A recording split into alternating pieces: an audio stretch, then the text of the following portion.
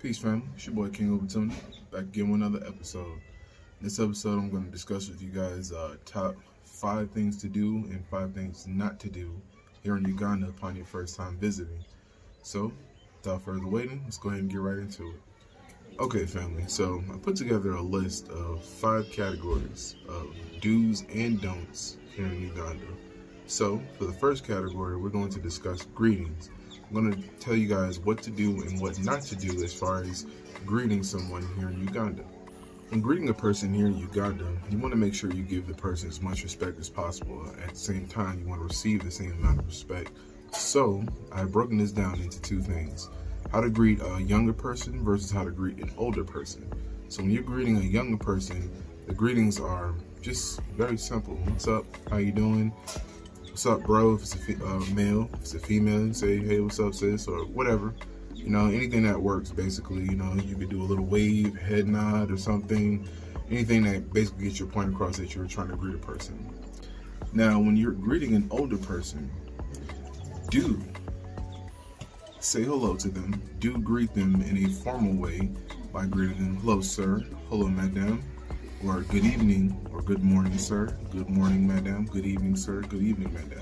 If you know any words in the local languages, feel free to use those at your leisure. For those of you who don't, you can stick to English and it's just as fine. Okay, one of the things you don't want to do when greeting a younger person is greet them in the way that you would greet someone back at your home. So you have to understand that this is a different country. It's not your home. So the way people do things here might be differently than how people do things from where you are from. So what I would like to do is whenever I greet someone new that I don't know from here in Uganda, I try to greet them just as plain as possible. So I just say hello or what's up, something like that, or how you doing, you know, or something of that nature, you know what I'm saying? But I keep it simple. I don't greet them how I would greet someone back in VA or something like that. Now, when you're greeting an older person, do not greet them informally because they will tell you that you have bad manners. If they don't tell you, they'll tell someone else, oh, this person has bad manners. This person doesn't know how to talk to people, something of that nature. So once again, you'll want to extend as much respect to an older person as possible. So don't greet them, yo, what's up? Or if you see an older man, what's up, bro, or something like that. You know, I mean, if you have that kind of rapport with someone, you have that history with a person, that's different, that's your personal business. But when you are meeting someone new, you'd want to greet them as formally as possible, especially if you are in a professional or a business setting. You definitely want to use your best manners as possible. Getting transportation here in Uganda, things can be very simple or they can be very tricky, depending on how well you listen and how vigilant you are to your surroundings. Now, if you are getting a boda or you're getting a taxi, you must be very careful at the instructions the taxi driver or the conductor is giving you or the boda is giving you. For example, the first thing you want to do is establish your location where you like to go, and then the next thing you'll want to do is establish the price. Now, some bodas or taxi drivers might either take alternative routes or there might be something that they need to explain to you. So you just want to be very careful and you want to listen very carefully to what they're saying.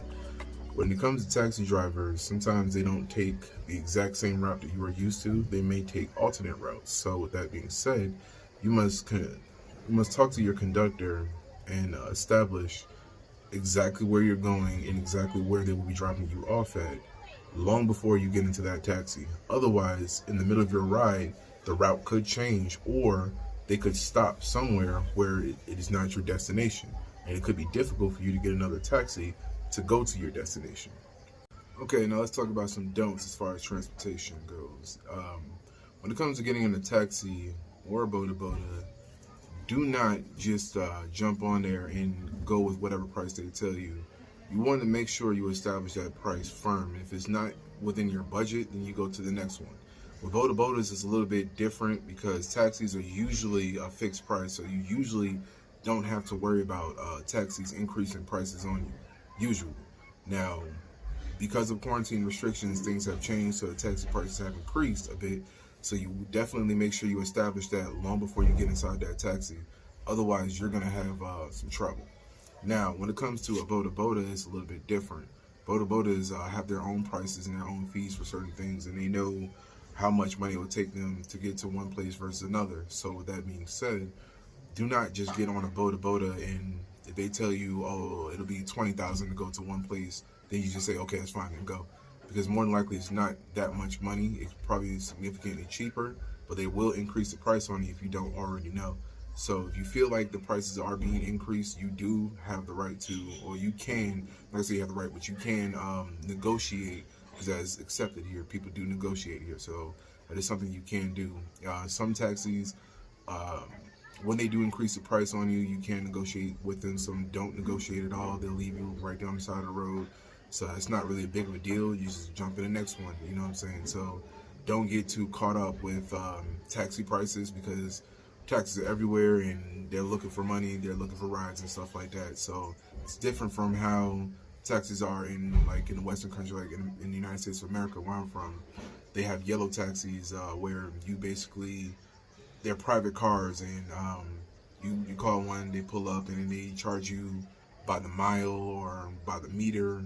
You get what I'm saying? So by the distance, basically, you get charged by the distance. But out here, taxis run off a fixed price, and taxis are more like a bus service out here. They're not really private car services. So that's why I was saying earlier that Uber or Bolt would be the best option for a lot of foreigners, because you might not want to deal with public transportation. Me personally, I don't mind it at all.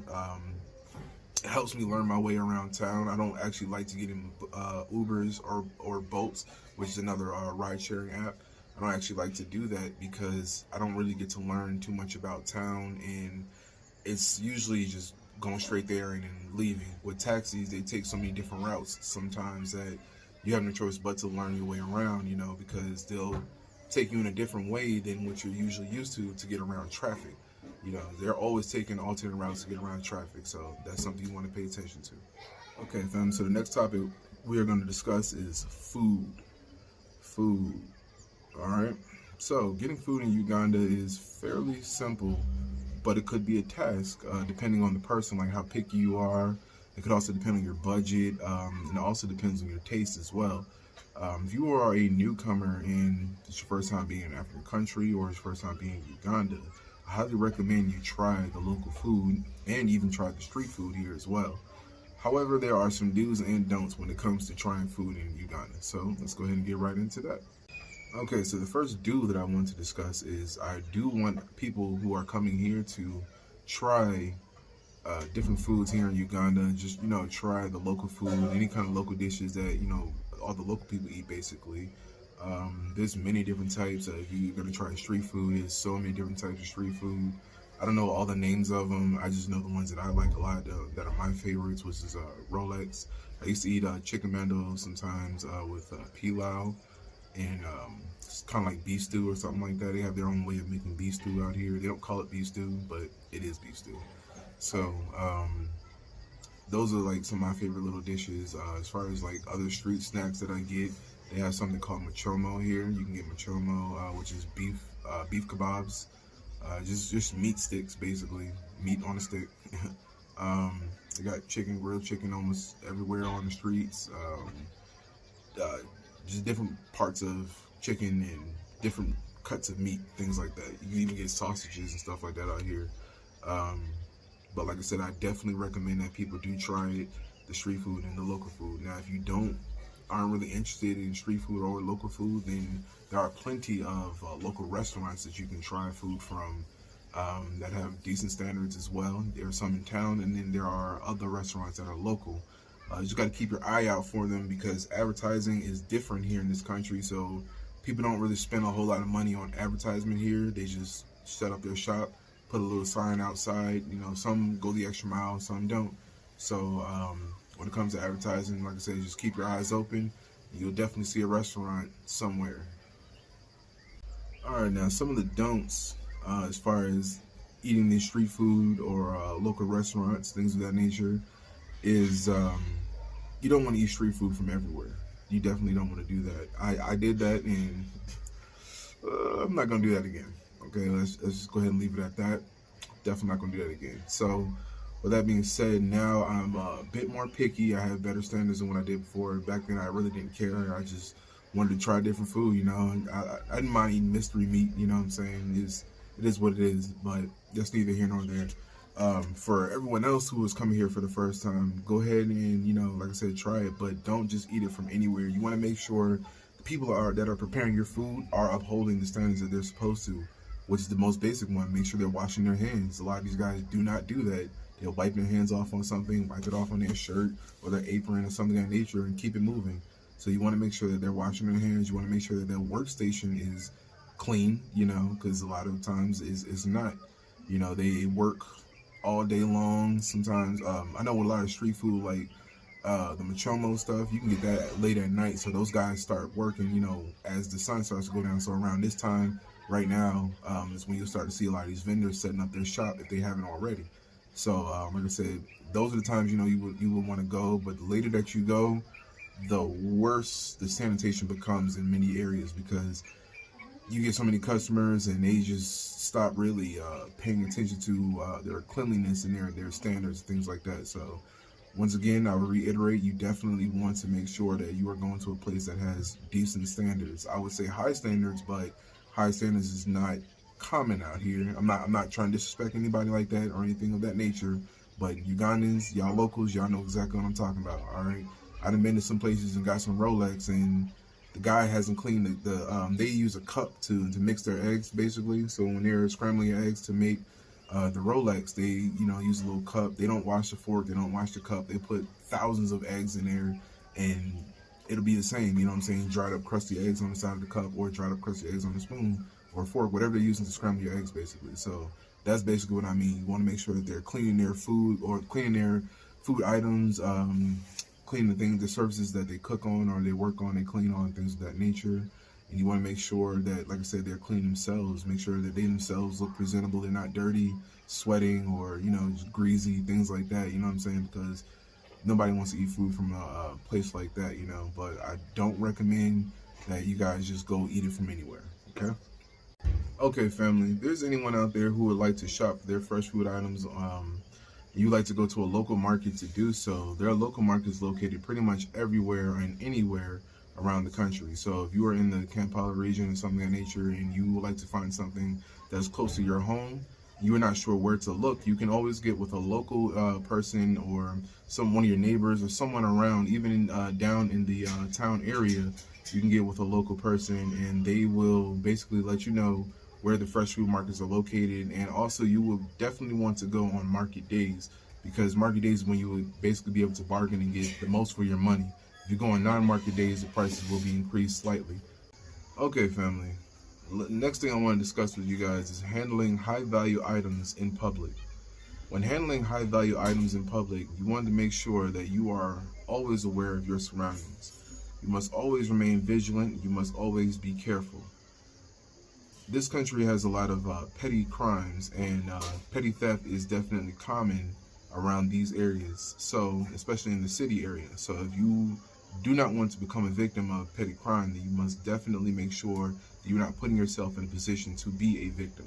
So with that being said, here are my do's and don'ts on handling high-value items in public.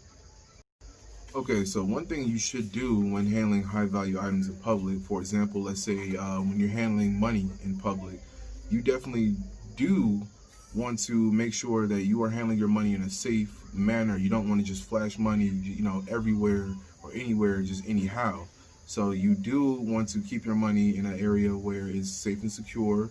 I have a little travel ID holder that I carry with me. I can keep cash in there. So I usually keep that with me, but I tuck it underneath my shirt so that I have some extra cash on hand just in case I get pickpocketed or anything that might happen.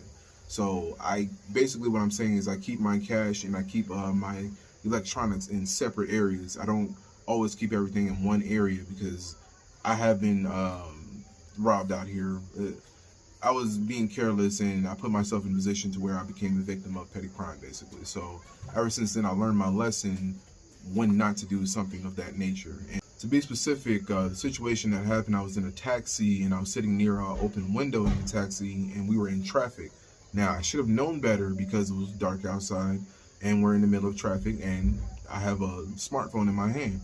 However, I was not paying attention, and it only took a matter of seconds. I went to check the time to see what time it was, see how long I've been sitting in traffic, and within seconds, my phone was out of my hand and gone. So there's no way to really get those things back. Either they can track it, but I don't recommend you waste your money on that. Just go ahead and replace it. To make a long story short, that is one way that you can put yourself in a really precarious situation, in a bad situation. So you definitely want to remain vigilant. You definitely want to keep your eyes open at all times. Another thing you can do to avoid being a victim of these petty crimes is also making sure that your electronics are in a secure bag, and make sure your bag is secure on your person at all times. One of the things that I do is I usually keep like a little travel bag. Actually, I have my what's called a camel bag. I've had it since I was a soldier, and I basically repurposed that camel bag because I don't use it for drinking water. So I put certain items inside the camel bag, but I keep personal items on me at all times. So just in case someone does decide to snatch my bag, they're only walking away with like my poncho or a pen and something petty things that I don't really mind. If it get lost, it get lost basically. And I keep all my high value items on me or in a separate area basically. So with that being said, I'm gonna tell you about it. Don't keep all your items in one location for obvious reasons. If they snatch your bag, they run off with everything. All your things are gone. So that has happened to someone that I know, and we're at the mercy of other people basically, because they had to depend on other people for basic things. So you don't want to be in that situation, and an easy way to avoid being in that situation is to be aware of what's going on and to keep your things separate. Another thing you can do to avoid being in that situation is, let's say you have to make a phone call somewhere and you're walking along the road and it's quite busy out. Stop. Why don't you walk off to the side, like where a shop is, or walk on a side road or something of that nature, and put your back up against the wall. So basically no one could come behind you. Everything has to move around you or in front of you. So you basically have some level of control. You can see everything that's going on around you, and you can be vigilant to everything that's in your surroundings. You don't want to put yourself just in the middle of everyone, in the middle of all the chaos, and then if your phone or someone does pickpocket you, or your phone gets snatched or something of that nature, you're not gonna know, where to go, who to go to, or anything like that. And most of the times, what I've learned here in Uganda is that thieves come in numbers. They do not roll solo. It's very rare they roll solo, from what I understand. And I've seen this in person, like thieves. They'll have one person check to see what items you have. The other person will relay that information to the actual thief. The thief will then go in and do what the thief does, and then once it's done, they split the rewards basically. So you don't want to be a victim of that. Once again, put yourself in a position to where you are not a victim. Like I said, if you have to make a phone call, put your back up against the wall. If you have to take out money and you have to pay for something, don't just whip it all out. Take your wallet and try to like hide it and open it into a way to where you can pick whatever money you need out and give it to the people and be done with it. You don't ever want to have to pull out a wad of cash, especially big bills. You definitely don't want to do that, pulling out big bills just to pay for something small. And also another don't is when I mention big bills, don't walk around town with big bills if you don't have to. If you don't have to, if you have no choice, then you have no choice. But if you can control that situation, definitely control it. You definitely want to break your big bills down to smaller bills. And, a lot of times people don't have change. So that's just something you want to pay attention to is, walking around with big bills. You just be careful and be safe at all times. Okay, fam, the last thing I want to talk to you guys about is finding a place to stay out here in Uganda. The process can be very simple, or it can be very difficult depending on your budget, or it could also depend on your length of stay here in Uganda. For those of you who choose to stay for a short amount of time, it could be very simple for you. If you book before you come, like if you book your place in advance, it can be very easy. Or for those of you who plan on staying for a longer period of time, like let's say for the entire length of your visa, if you get an East African visa, the entire length is 90 days. So you might want to find somewhere to stay, like a guest home or an extended stay or an actual apartment.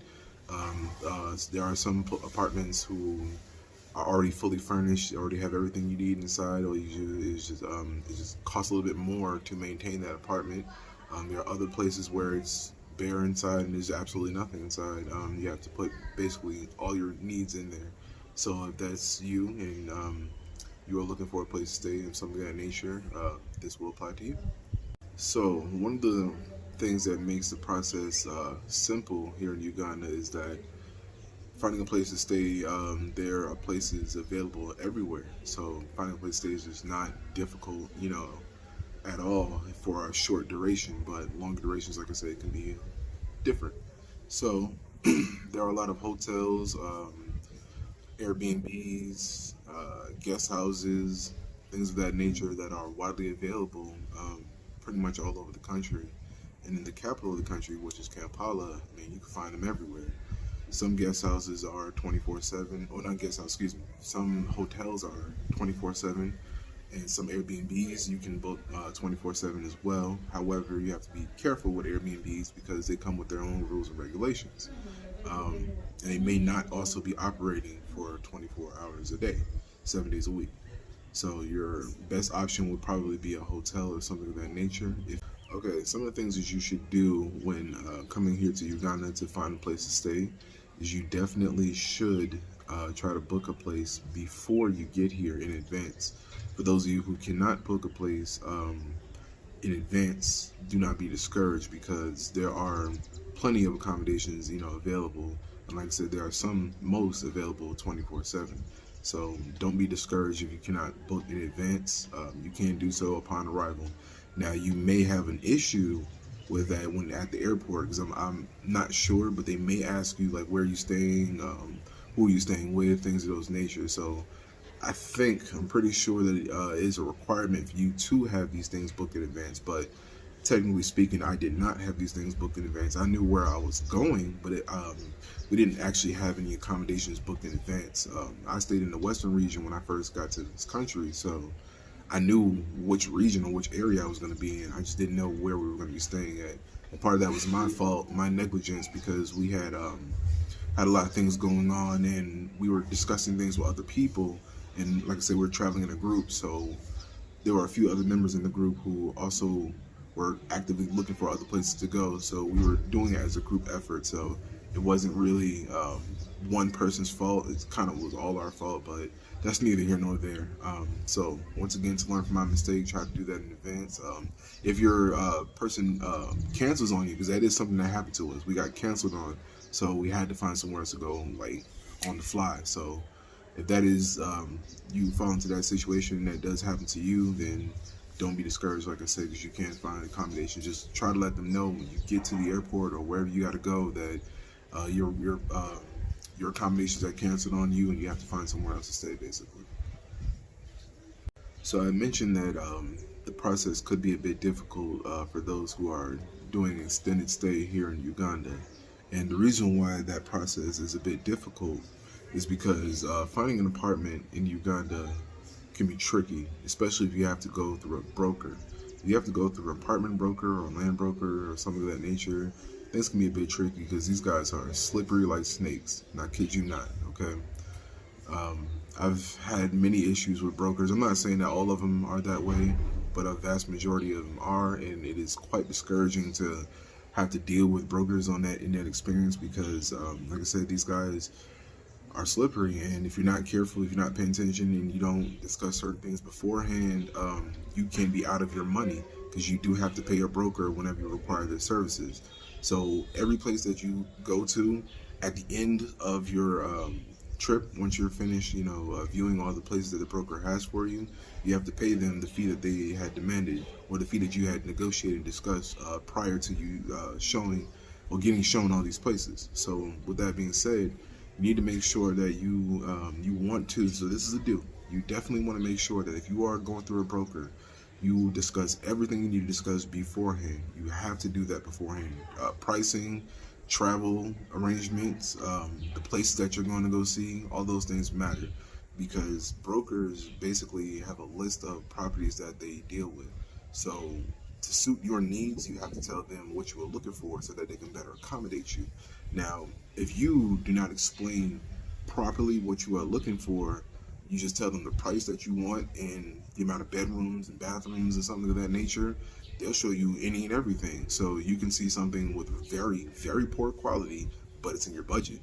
You'll see something with very poor quality in your budget, but it's just not at all what you're looking for. And then the very last property that you see will probably what you're looking for, but it might not be in your budget. I cannot tell you how many times that has happened to me, where I would go out with a broker, they'll show me a bunch of different properties, some not in my budget, some below my budget, and I'm like, man, this none of this stuff is what I'm looking for, and it's just a complete waste of your time. And then at the end of it, again, you have to pay this person. You know what I'm saying? So basically, to avoid that, just go ahead and try to discuss as much as you can beforehand. So do not go ahead and just say, let's just go ahead and see this property or that place or that place or that place, because these brokers will take you there. It doesn't matter how far it is, and they will demand their money, and they will quarrel with you. They say quarrel like it. So they will quarrel with you, and they will definitely argue with you and probably take it to the next level, you know what I'm saying, just to get their money. So you want to avoid, these type of situations, and they can appear, as friendly as they want to be and just the nicest people ever. And then when it comes down to that money, everything changes. So, you don't want to end up in that situation. So to avoid it, once again, discuss all that stuff beforehand. Another don't is try to find someone like a local who can help you find brokers. The reason why I say that is because brokers put posters almost everywhere around town. And if you just call the number off the broker, that number could be for like 3 different guys, and they all work together as a team. You get what I'm saying? And this team could be a team of thieves that you never really know. So in order to avoid that situation, you definitely want to have a local with you, or somebody who understands the local language and somebody who understands the behavior of these brokers. If you have all those things and you have dotted all your I's and crossed all your T's, then I don't think that you would have an issue finding an apartment. But for those of you who are watching this, who are new to all of these things and never actually went out to find another apartment in another country, or just never had to do it in your own country, there is definitely a process, and you want to be patient with this process. You don't want to just rush right into it, because it'll cost you. It cost me a lot of money unnecessarily.